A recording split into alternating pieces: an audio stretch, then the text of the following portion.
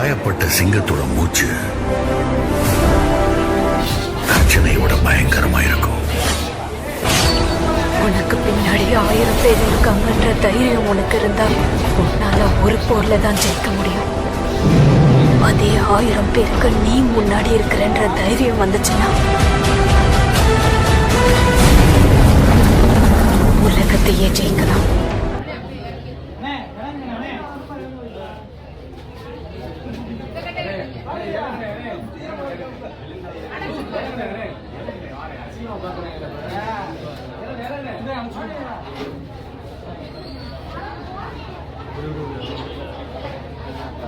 அப்படியே